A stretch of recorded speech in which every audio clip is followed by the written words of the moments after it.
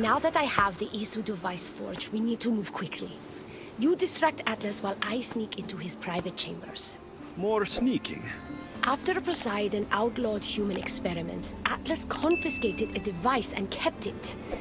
That device theoretically could add a third helix to my DNA. I've seen what these Isu devices can do. It's not pretty. The science is sound. And I've even found evidence of tests being done on humans that looked promising. In previous cycles, of course, before Poseidon outlawed experimentation. Last I checked, he seemed pretty power-hungry. I don't think he wants to share his throne. Behind every great man is a great woman. I can make Atlas see that, Dicastis. I'm not sure a good Dicastis goes behind the back of an Atlantean Archon. I've been preparing for this my entire life. Don't worry. Just keep Atlas talking while I'm in his chambers. I don't think we have anything in common. What are we supposed to talk about? The weather? Atlas is a jealous lover, and he's already threatened by your role as the Castis. Why not play to that advantage? Whatever you do, don't mention my plans. Great.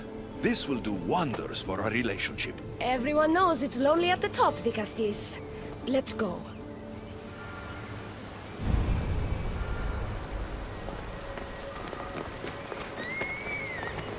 I've studied this science extensively. Once I impart Isu DNA into my body, I should be able to use the device without side effects. It's the should that worries me. Remember, whatever you do, don't reveal my political plans to Atlas.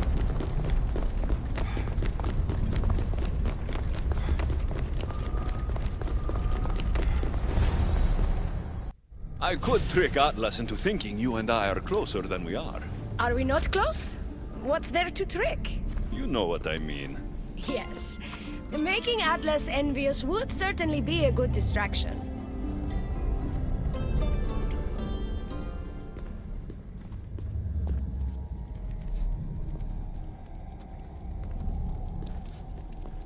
Elpis? What are you doing here? With him, no less. The Castis and I were just taking a stroll, and I remembered I left a book on Atlantean cyclical history here. He'd like to borrow it. Do you mind if I fetch it? No. Do you need me to help you look for it? No. You two stay here. I'm sure you have much to discuss. Elpis wouldn't have anything to do with why you were sneaking around the adamant Metallon, would she? I don't know what you're talking about.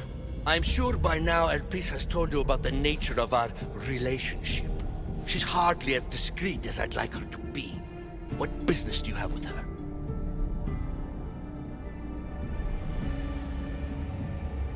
What?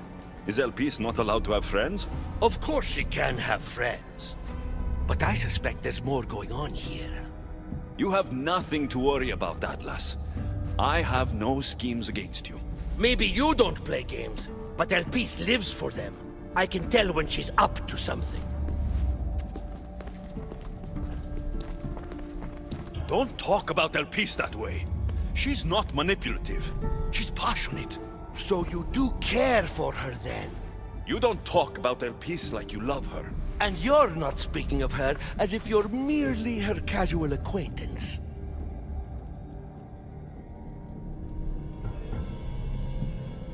The truth is, Elpis and I are in love. What?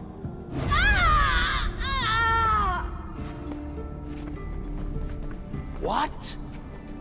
What have you done? I'm not weak anymore, Atlas. I can rule Atlantis at your side. This is your doing. You're trying to revolt against the Isu with hybrids. No!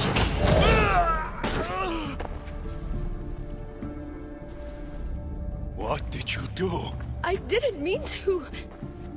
He was going to kill you.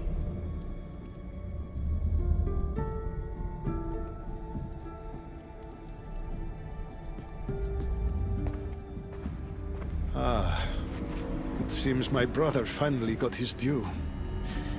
Was this your judgment, Dicastis? I killed Atlas. It wasn't my intention.